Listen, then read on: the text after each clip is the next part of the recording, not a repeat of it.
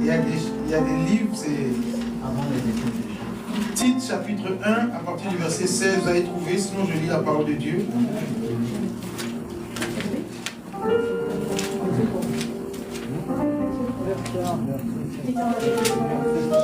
Verset 16. Je lis la parole de Dieu dans Tite 1, verset 16. Est-ce qu'on peut se tenir debout?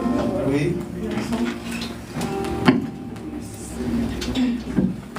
Donc, Tite 1, verset 16. Ils font profession de connaître Dieu, mais ils le renient par leur œuvre, étant abominables, rebelles et incapables d'aucune bonne œuvre. Amen. Amen. Est-ce qu'on peut dire Amen? Amen. Alors vous allez comprendre pourquoi je vous donne ce passage. Je vais vous lire, garde ce passage-là, je vais vous lire Jean chapitre 4 et nous allons commencer et vous allez comprendre pourquoi je vous ai donné ce passage. Jean chapitre 4 verset 22, Jésus dit: vous adorez ce que vous ne connaissez pas. Mais nous, nous adorons ce que nous connaissons, car le salut vient des Juifs. C'est Jésus ici qui parle, qui dit, nous, nous adorons ce que nous connaissons. Mais vous adorez ce que vous ne connaissez pas. Donc, ça veut dire que vous n'avez pas la connaissance de ce que vous adorez. Amen. Maintenant, quand on lit Tite, regardez un peu comment ça s'éclaircit. Tu peux le relire? Ils prétendent connaître Dieu. Amen. Jésus dit, vous adorez ce que vous ne connaissez pas. Mais nous, nous adorons ce que nous connaissons, car le salut vient des Juifs. Mais regardez ce que Tite dit. Ils prétendent connaître Dieu. Ils prétendent connaître Dieu. Mais ils le renient par leur manière d'agir. Par leur manière de vivre, ils renient Dieu, oui. Ils sont abominables. Ils sont abominables. Rebelles. Rebelles. Et incompétents pour la moindre bonne œuvre. Est-ce que quelqu'un comprend? Amen. Amen. La Bible dit, ils font semblant, si je peux dire, ils font comme s'ils connaissent Dieu. Il y a beaucoup de gens, ils font comme s'ils connaissent Dieu. Mais leur manière de vivre démontre qu'ils ne connaissent pas Dieu. Leur manière d'agir nous montre qu'ils ne connaissent pas Dieu. Donc connaître Dieu, ce n'est pas chanter, ce n'est pas prier, amen, ce n'est pas venir à l'église. Mais c'est la manière de vivre qui nous démontre que nous connaissons Dieu. Amen. Parce que Jésus dit, pour adorer Dieu, il faut le connaître. Jésus dit, vous adorez ce que vous ne connaissez pas. Donc, en réalité, pour adorer Dieu, il faut le connaître. Donc, quand tu ne connais pas Dieu, tu ne peux pas l'adorer. Et il y a beaucoup, la Bible nous dit ici, qu'ils font profession de connaître Dieu. Ils font comme s'ils connaissent. Quand tu les entends parler, ils ont toujours des versets bibliques dans la bouche. Quand ils t'annoncent l'évangile, tu as l'impression que Jésus est descendu du ciel. Mais quand tu regardes leur vie, quand tu regardes leur comportement, quand tu regardes leur manière d'agir, on voit que Dieu n'y est pas. Et Jésus parle aux Samaritains et il dit très fort, il dit faites très attention, vous faites comme si vous connaissez Dieu. Vous faites comme si vous êtes des bons croyants. Mais votre manière de vivre nous démontre que vous ne connaissez pas Dieu. Comment on peut adorer un Dieu bon et nous, on est méchants? Comment Dieu peut adorer un Dieu juste et nous, on est constamment dans l'injustice? C'est de ça qu'il s'agit. Tu adores un Dieu qui est juste. Pourquoi toi, tu n'es pas juste? Tu adores un Dieu d'amour. Pourquoi toi, tu n'aimes pas tes frères et sœurs? Donc, tu veux adorer un Dieu qui est bon, mais toi, tu restes mauvais. Voilà pourquoi Jésus dit, vous adorez ce que vous ne connaissez pas. Si tu connaissais Dieu, tu n'allais pas vivre de cette manière. Si tu connaissais Dieu, tu n'allais pas parler de cette manière. Si vraiment tu étais un adorateur de Dieu, tu n'allais pas avoir cette manière de vivre. Parce que l'adoration consiste à connaître celui qu'on adore. Il y a beaucoup de gens qui adorent Jésus, mais ils ne connaissent pas Jésus. Alors Jésus leur dira, vous aussi je ne vous connais pas. C'est pour ça que quand vous lisez Matthieu chapitre 7, vers son verset 20, il dit à ces gens-là qui ont servi Dieu, ils ont dit, Seigneur, en ton nom, on a fait de grandes choses. On a chassé les démons, on a guéri les malades. Jésus dit, je ne vous connais pas. Vous qui commettez quoi? L'iniquité. Donc comment ces gens-là, ils servent Dieu, mais ils commettent l'iniquité. C'est-à-dire qu'ils servaient un Dieu qu'ils ne connaissaient pas. Est-ce que quelqu'un me comprend? Amen, amen. Parce que s'ils avaient connu Jésus, ils n'auraient pas vécu dans l'iniquité. C'est ça en fait le problème. Le problème, ce n'est pas de prier, mais c'est de connaître celui que je prie. Le problème n'est pas de chanter, mais est-ce que je connais celui que je chante? On est là, Yeshua, Yeshua. C'est qui Yeshua? Si tu le connais, ta marche, ta manière de faire sera conforme à lui. L'adoration consiste à connaître le Dieu qu'on adore. L'adoration, c'est dans la connaissance. Est-ce que je connais Jésus? Est-ce que je connais Dieu? Je suis méchant et je suis un bon chrétien. Comment c'est possible? Moi, je ne partage pas avec les gens, mais je suis chrétien. Tu ne connais pas Dieu. Tu ne le connais pas. Parce que si tu l'avais connu, tu allais changer ta manière de faire. Parce que tu allais connaître que lui ne vit pas ainsi. Donc pour adorer Dieu, il faut se conformer à lui. Il faut le connaître. Notre priorité, c'est de connaître celui que nous prions. Tu viens à l'église, mais ta vie ne reflète pas celui que tu pries. C'est là que Dieu nous attend. L'adoration. Et il dit, c'est là les vrais adorateurs que le Père cherche. C'est quoi comme adorateur que Dieu cherche? Ceux qui le connaissent. Ceux qui ont l'attitude. Vous savez, quand je dis que je connais grâce, je sais ce que grâce aime, ce que grâce n'aime pas. Souvent, on voit des gens dans la rue, on va dire, est-ce que tu connais Mathéo? Oh, Mathéo, je la connais bien. Tu la connais comment? Parce que tu la vois chanter le dimanche. C'est pas voir Mathéo chanter qui fait que tu connais Mathéo. Connaître Mathéo, c'est aller chez elle. Connaître Mathéo, c'est là où elle habite, comment elle vit. Où est-ce qu'elle travaille? Qu'est-ce qu'elle vit? Qu'est-ce qu'elle traverse? Qui est son mari? Qui sont ses enfants? C'est ça connaître Mathéo. Mais voir quelqu'un, c'est pas le connaître. Il y en a qui viennent à l'église mais ne connaissent pas Dieu. Parce qu'ils ne savent pas qui est Dieu. Connaître. Dieu veut qu'on le connaisse. On ne sert pas un Dieu qu'on ne connaît pas. C'est comme tu travailles dans une entreprise et tu ne connais même pas le nom de ton directeur. On te dit, mais toi tu travailles dans quelle société même?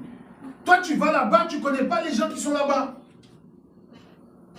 Tu dois connaître, même si tu ne l'as jamais vu, tu le connais. Tu sais pour qui tu travailles. Tu sais qui te paie à la fin du mois. L'adoration. Prends avec moi Jean chapitre 17, verset 3.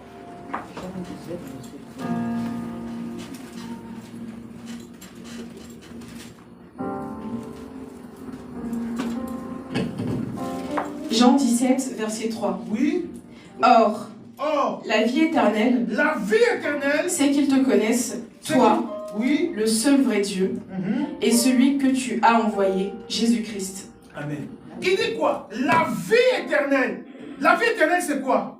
C'est qu'ils te connaissent, toi le seul vrai Dieu. Donc, la vie éternelle, ce n'est pas une destination. Est-ce que quelqu'un me comprend? La vie éternelle, ce n'est pas une destination. Ce n'est pas un endroit. C'est un homme. Et c'est lui qu'on adore. C'est Jésus-Christ. La vie éternelle, c'est qu'ils te connaissent, toi le seul vrai Dieu. Donc quand tu connais Dieu, tu accèdes à ce qui est de Dieu. Donc on ne peut pas passer outre. On est obligé de le connaître. Et quand tu le connais, tu arrives à l'adorer. Tu arrives à le toucher. Tu arrives à le percevoir. Les choses spirituelles sont dans la connaissance de celui qu'on adore. Je viens à l'église. Je cherche à le connaître. Quand je connais Jésus, je comprends qu'il n'aime pas le mal. Je comprends que c'est un Dieu d'amour. Je comprends que c'est un Dieu de pardon. Je comprends que c'est un Dieu de réconciliation. Donc comme moi je regarde ma vie, orgueilleux, méchant, palabreux, j'essaie de me mettre en règle. Jésus aime l'amour. Donc je vais commencer à aller vers mes frères et sœurs pour les aimer. C'est là qu'on va savoir que je connais celui que je sers.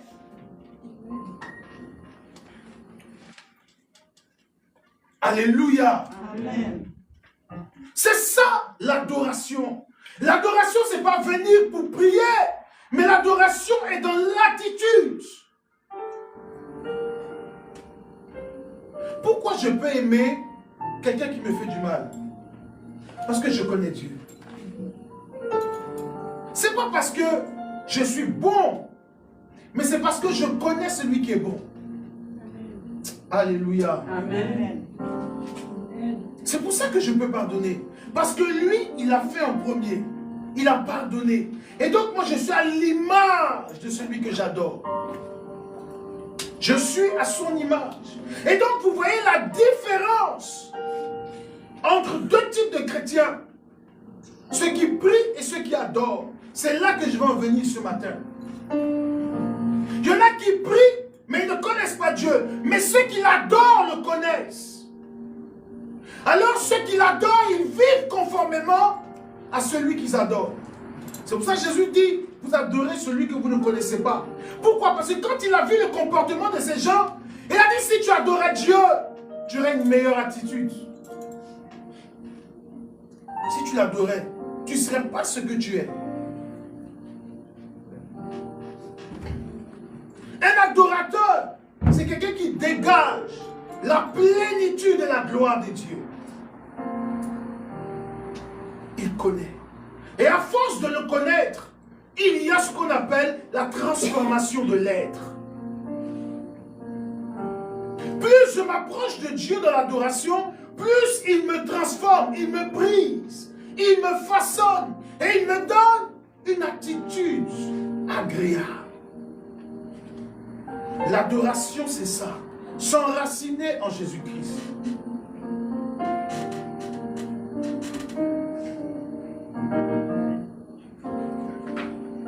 Alléluia. Amen.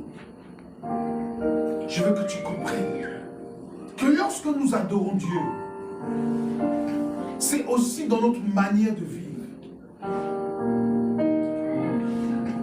Regarde ce qu'il dit. Il y en a qui font comme s'ils connaissent Dieu. Mais quand on regarde leur vie, on se rend compte qu'ils ne le connaissent pas.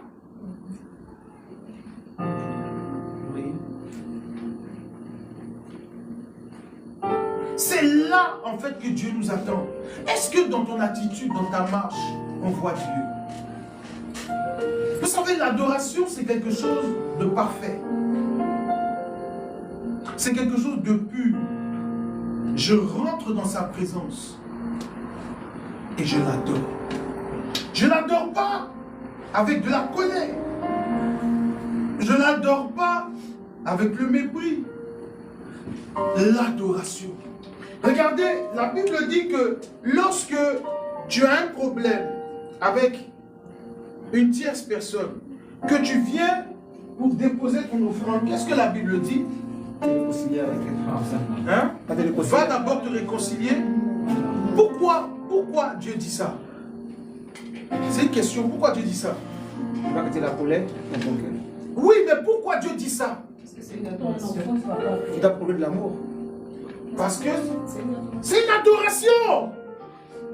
Quand tu viens déposer une offrande, tu adores Dieu. Mais si dans ton cœur il y a la colère contre quelqu'un, ton adoration n'est pas bonne. Et Dieu n'agrée pas. C'est pour ça qu'il y a des gens qui donnent beaucoup à Dieu, mais Dieu ne les bénit pas. Parce que Dieu ne prend pas plaisir. Caïn a offert à Dieu. Dieu l'a dit, je n'en veux pas. Dieu lui a dit, je n'en veux pas. Il n'a pas agréé. Donc ça veut dire que Dieu n'a pas pris. Donc Dieu lui a dit, je n'en veux pas. Et le cœur de Caïn était irrité. Dieu lui a dit, mais pourquoi ton cœur est irrité? Si tu fais bien. Il dit, si tu fais bien. Dieu lui a dit ça ou pas? Le péché ne sera pas couché à ta porte si tu fais bien. Donc ça veut dire quoi? Ça veut dire qu'il n'était pas dans une bonne attitude lorsqu'il venait adorer Dieu. Notre adoration doit être bonne. Comment toi, chaque jour, tu viens, tu fais des choses et Dieu dit que ça ne me plaît pas? Non, c'est toi qui s'est donné 1000 euros. C'est toi qui s'est donné 5 000. Mais Dieu dit, ça ne me plaît pas. C'est pas le montant qui m'adore, c'est ton cœur. C'est ton cœur qui m'adore. Voilà pourquoi il y a beaucoup de gens qui se plaignent. Moi, j'ai donné beaucoup à l'église, Dieu ne m'a jamais béni. Dieu ne va jamais te bénir. Parce que juste le fait de dire que j'ai donné beaucoup, c'est un sentiment d'orgueil. On ne donnera jamais assez à Dieu pour la vie qu'il nous donne. Quand tu le fais de bon cœur. Qui a déjà dit à sa femme ou à son mari, oh moi je t'ai trop fait de cadeaux, donc ça ne te plaisait pas quand tu faisais? Ça ne te plaisait pas?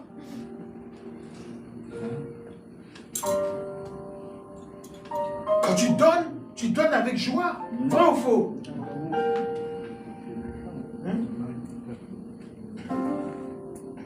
C'est ça en fait. L'adoration, c'est l'amour que tu dégages vis-à-vis d'une personne. Et lorsque nous offrons à Dieu, nous offrons avec amour. Arrivé à un moment dans l'adoration, on ne compte plus ce qu'on donne. Pourquoi? Parce qu'on a du plaisir.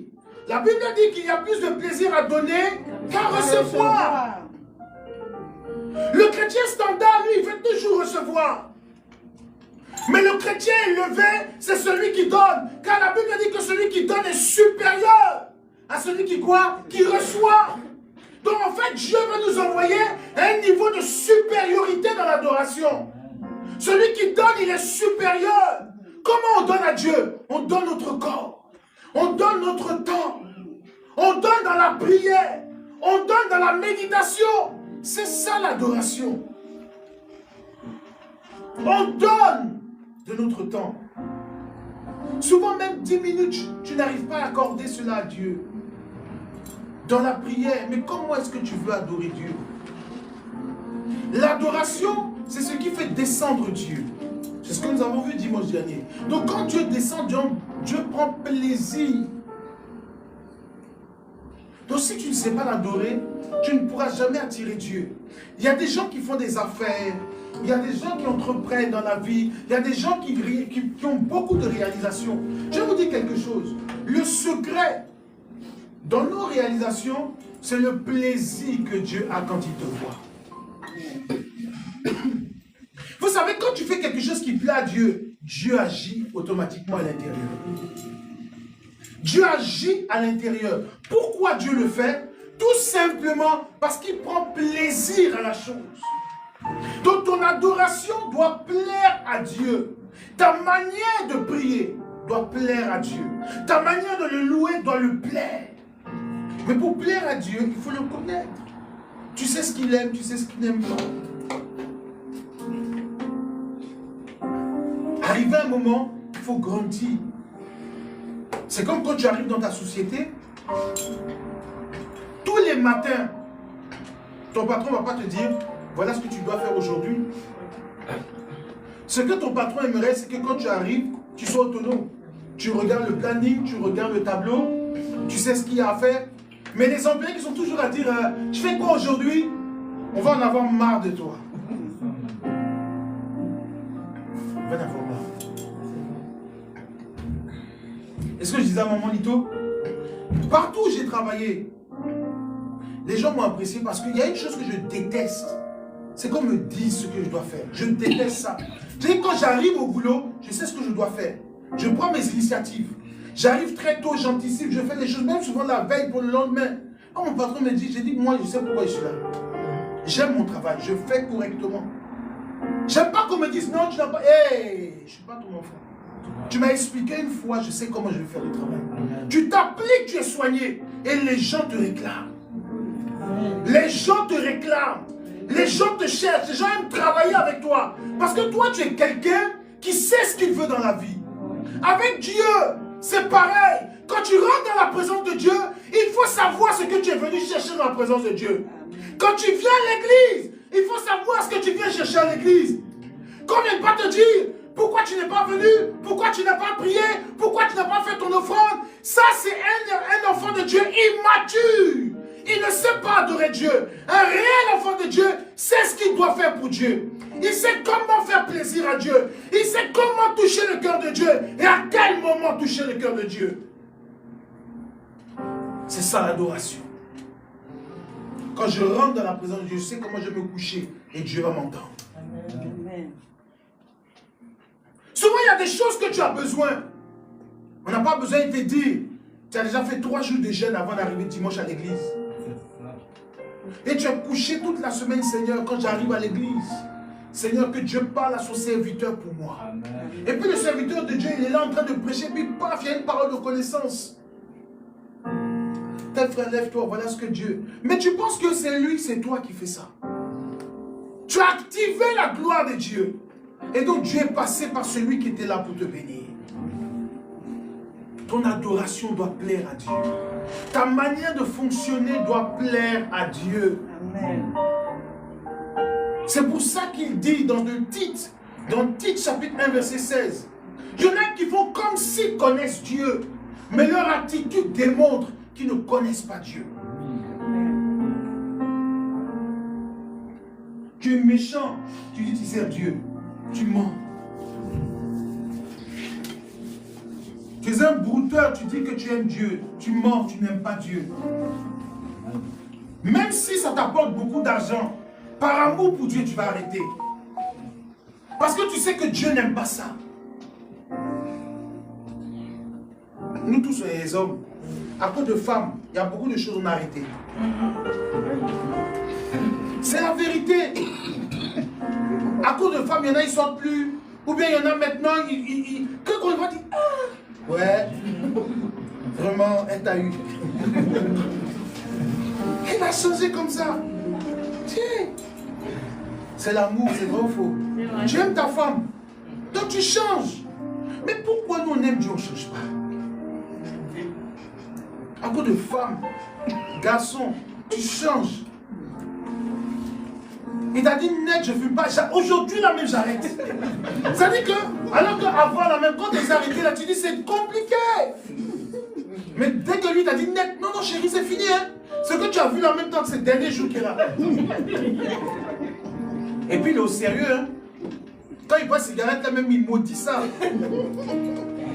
Bon, pourquoi pour un homme? Vous savez, quand on aime vraiment quelque chose, quand on aime quelqu'un, on peut faire beaucoup de choses pour cette personne.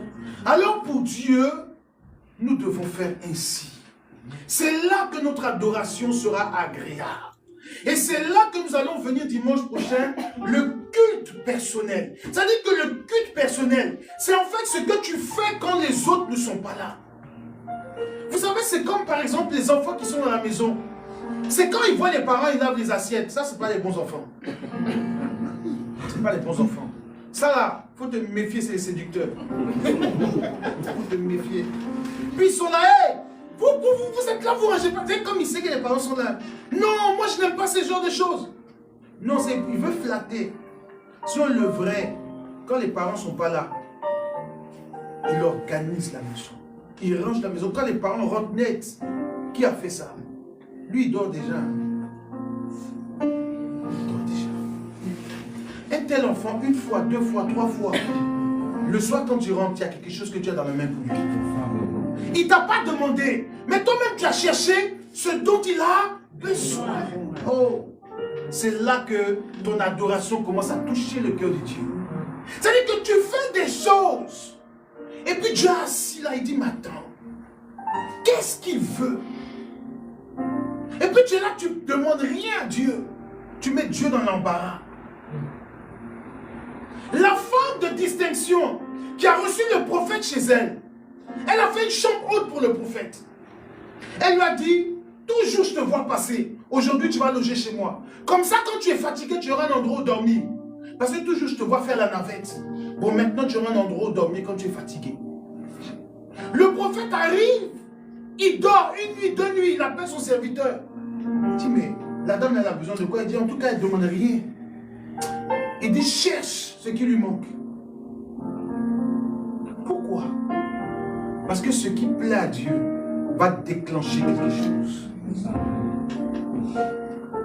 Et il y a des choses que tu vas faire pour Dieu. Tu n'auras pas besoin de prier, de jeûner. Tu vas l'obtenir.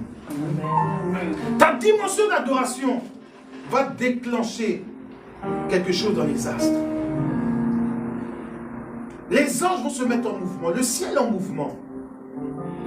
Regardez, Salomon. Il va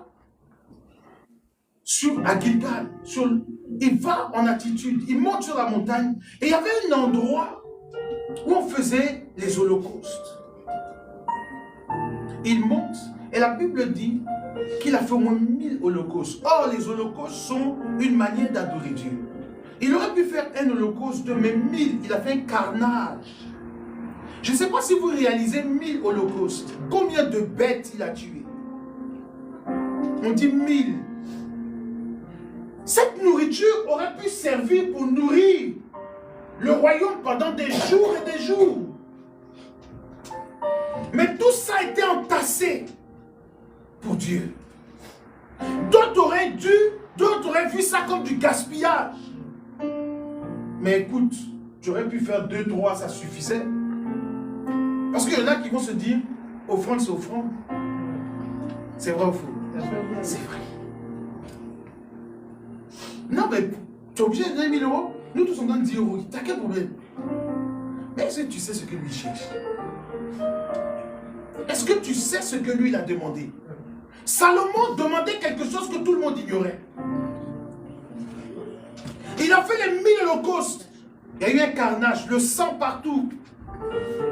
Imaginez-vous, le sang partout. Les gens passent. J'ai dit, mais c'est quoi ça? Qui a fait ça? Et Dieu la nuit ne dort pas. Dieu réveille Salomon la nuit. Il dit, tu veux quoi?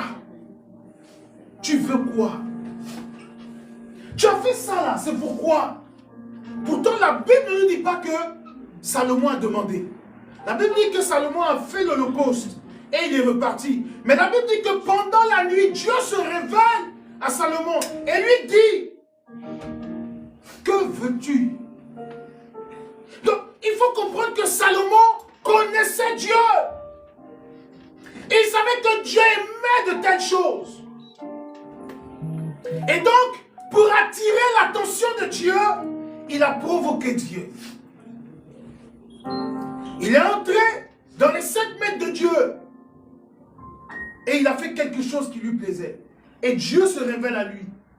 Je veux que tu comprennes une chose. Ton adoration va attirer forcément Dieu vers toi.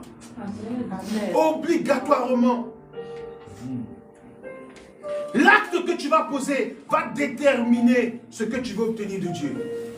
À aucun moment Salomon a demandé, aucun. Mais Dieu s'approche de lui. En fait, l'adoration, c'est ça. Ça dit qu'arrivé un moment, tu connais ton Dieu et tu sais comment t'approcher de lui. Le cœur bien disposé. Le cœur bien disposé. C'est notre cœur qui parle à Dieu. Salomon, son cœur avec de bonnes intentions. Je lui demande, qu'est-ce que tu veux?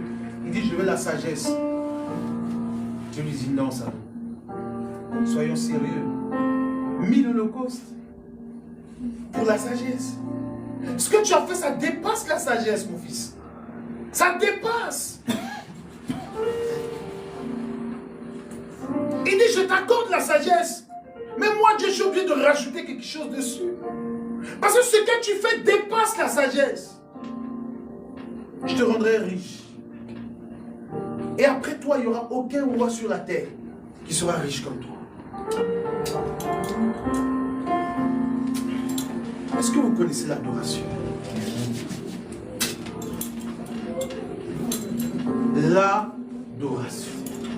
Lui, c'était sa manière d'adorer Dieu qui était là. C'était sa manière d'adorer Dieu. Il voulait entrer dans la présence. Je veux que tu comprennes quelque chose. C'est qu'arrivé à un moment de ta vie, il faut que tu arrives à toucher le cœur de Dieu pour débloquer certaines situations. Amen. Et pour ça, il faut connaître Dieu. On va prendre un dernier verset. Prends avec moi Daniel chapitre 11, verset 32.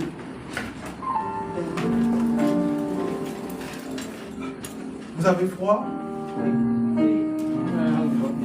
Fermez un peu les fenêtres, il y a beaucoup de fenêtres sont ouvertes.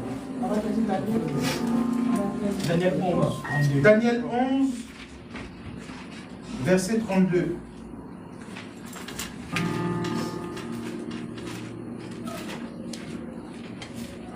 Vous avez trouvé? Oui, on y va.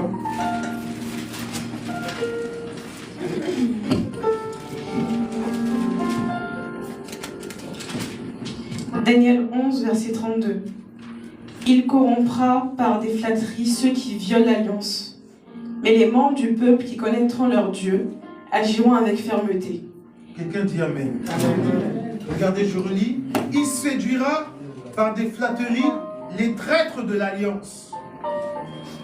Mais ceux du peuple qui connaîtront leur Dieu agiront avec fermeté. On dit ceux qui connaîtront quoi? Leur Dieu. Alléluia. En fait, connaître Dieu, c'est quelque chose de très important. Oui. On dit ceux qui n'auront pas respecté l'alliance, Dieu va agir d'une manière avec eux. Mais ceux qui connaissent leur Dieu, vous savez, connaître Dieu, en fait, c'est la base de notre adoration. C'est la base. Et je veux ce soir que tu t'approches de Dieu, que tu cherches à le connaître davantage. Et plus tu vas connaître Dieu, plus tu comprendras le fonctionnement de Dieu. Vous savez, je vais vous expliquer quelque chose. Quand Dieu veut agir dans la vie d'une personne, il agit par rapport à des principes qu'il a établis. Vous savez, il y a des choses que tu fais. Dieu est dans l'obligation de te bénir. Que tu pries, que tu ne pries pas, que tu jeûnes, que tu ne jeûnes pas. J'ai dit, il y a des principes, quand ils sont respectés, ça déclenche automatiquement la faveur de Dieu. Il y a des choses qui ne sont pas des choses qui sont liées à ta vie chrétienne. Non, ça dépasse la chrétienté. Ce sont des lois spirituelles. C'est pour cela que vous voyez, il y a une seule loi qui franchit toutes les religions, c'est l'offrande. Dans toutes les cultures, toutes les divinités demandent l'offrande. Parce que c'est une loi spirituelle. Ça dit que là, ce n'est pas une question que tu es chrétien, tu es musulman, tu es juif ou tu es dans. Non, quand tu viens offrir à une divinité, cette divinité te répond, quelle qu'elle soit. Est-ce que vous me comprenez? Tu vas même adorer, je ne sais pas, un bois taillé. Tu vas faire ce que lui te demande, il y aura une réaction.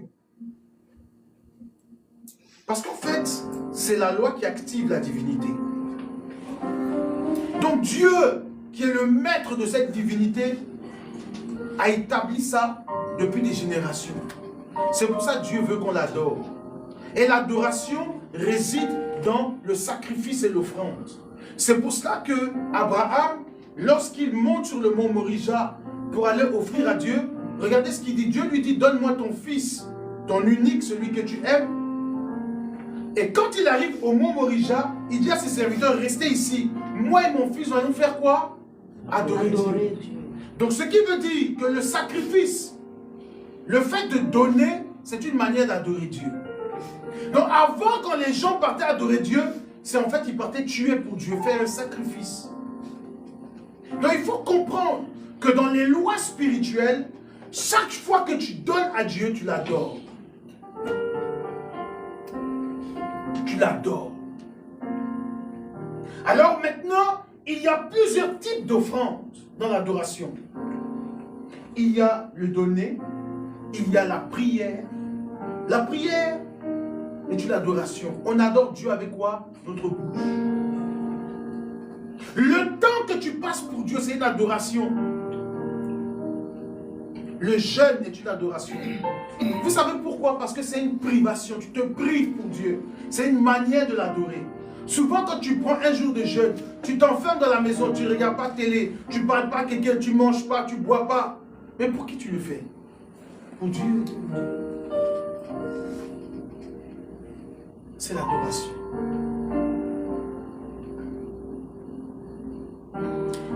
Il faut que je vous enseigne le jeûne. Le jeûne, c'est quoi? Il y en a qui pensent que c'est se priver de nourriture. Il n'y a pas que ça. Comment on peut jeûner encore? Ah, vous, c'est la nourriture seulement. C'est quoi? Merci. Ça veut dire quoi? Ça veut dire en fait, tu peux dire pendant une semaine, il n'y a pas de télé. Quand j'ai envie de regarder la télé, je lis la Bible.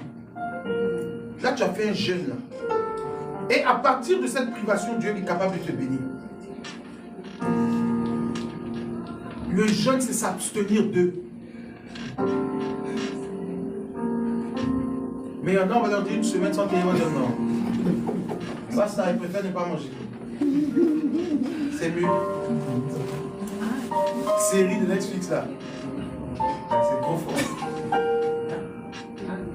Ouais, parce qu'en fait, la télé, en fait, a pris une grande partie de notre vie. Même le téléphone. Non, je laisse téléphone. Il a dit téléphone, là, ça se passe. Et donc vous-même, je ne vous ai même pas demandé. Je sais que si on vous dit une semaine, vous ne parlez même pas là.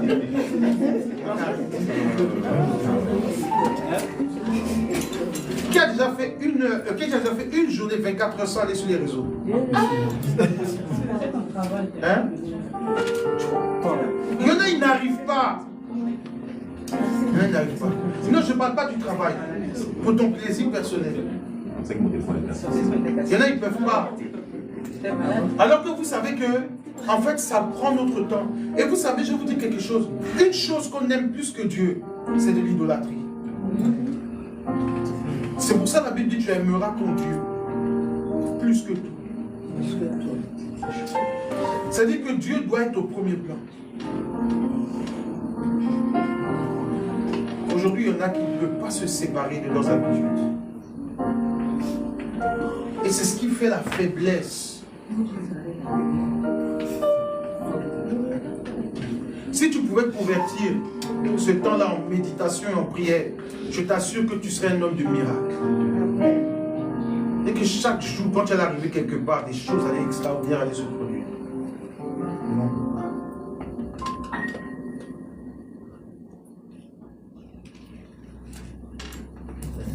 C'est-à-dire qu'on est là, on se satisfait. Il ne faut jamais être satisfait de ta relation avec Dieu. Il faut jamais. Il faut toujours aller plus loin. Chercher à aller plus loin. Et ce soir, je veux que tu connaisses ton Dieu. Amen. Connais-le. Cherche-le. Dis Seigneur, je veux te connaître. Montre-moi comment je dois te servir. Faites cette prière quotidiennement. Moi, c'est ma prière de tous les jours. Seigneur, comment je dois te servir? Parce que si tu penses que tu sais servir Dieu, c'est à partir de là que tu commences à t'égarer. Le service de Dieu il varie en fonction de l'atmosphère, en fonction des gens qui sont en face de toi. Tu ne peux pas servir Dieu toujours de la même manière. Il faut toujours demander à Dieu comment je dois faire avec toi. C'est ça, connaître Dieu. C'est ce que je vous expliquais le dimanche dernier. À minuit, je sors, je commence à prier. Il neige. Dieu me dit, mets-toi à genoux et puis adore-moi. Dans la neige, là, je suis à genoux. Moi, je ne me dis pas qu'il y a les gens qui passent, ils vont me regarder. Parce qu'en fait, le problème, c'est quoi? C'est que si déjà tu te dis, non, il y a des gens, non, on me regarde, tu ne peux plus adorer Dieu. L'adoration, c'est une folie. Hein. C'est une folie. Quand tu adores Dieu, là, tu arrives à un autre niveau. Et juste le fait d'avoir obéi à Dieu, c'est une adoration. Une nuit, je sors. Il y a très longtemps, je m'en vais. Il était 2h du matin comme ça. Je m'en vais, je sors. C'est à l'époque, j'avais un problème financier. Et puis, j'étais à la BNP. Et puis, j'arrive devant la BNP. Et puis, j'ai mis ma main sur le guichet. Commence à prier. Une dame qui est passée comme ça. Elle a dit, le gars, il veut braquer le truc. Mais j'étais au nom de Jésus.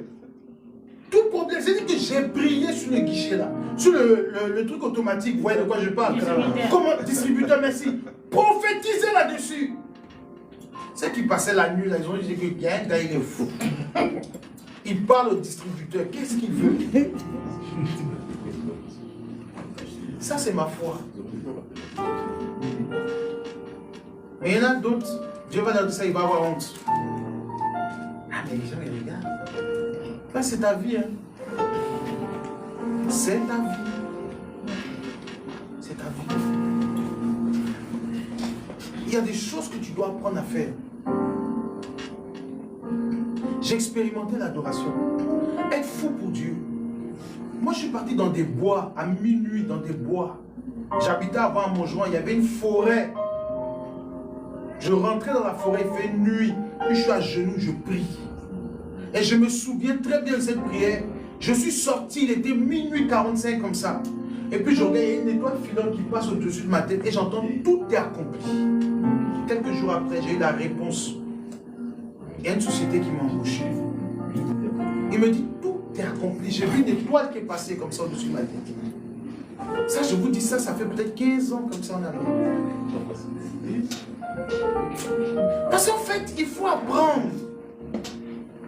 Sortir, je vous dis, apprenez à sortir la nuit pour prier. Allez-y dans des parcs. Amen. Priez comme ça pendant une semaine. Je vous dis, la semaine ne va pas finir. On va t'appeler pour t'annoncer une bonne nouvelle. Amen. Mais vous êtes trop dans le confort. Tu es sous ta couette comme ça, tu adores Dieu. C'est-à-dire, souvent même le sommeil te prend, tu bailles, tu dors. Même souvent, tu as ta couette et puis tu as fait ça. Il souffle comme ça, et puis tu t'endors. Tu es à l'aise.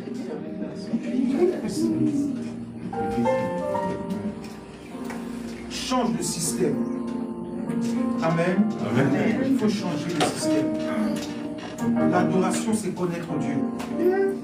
Dieu aime qu'on le prie en tout temps et en tout lieu. Quand on dit lieu, là, c'est pas que chez toi à la maison.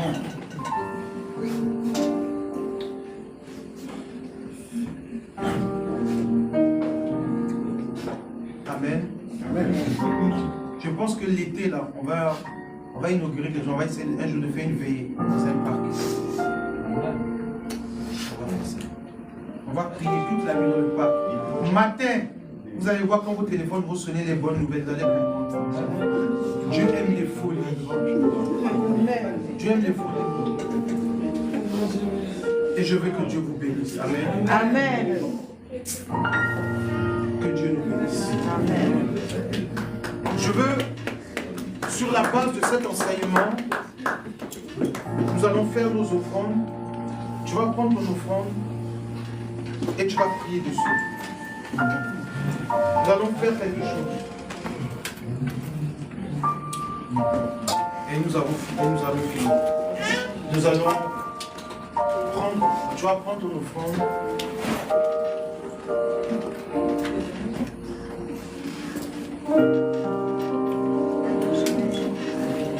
tu vas dire à Dieu,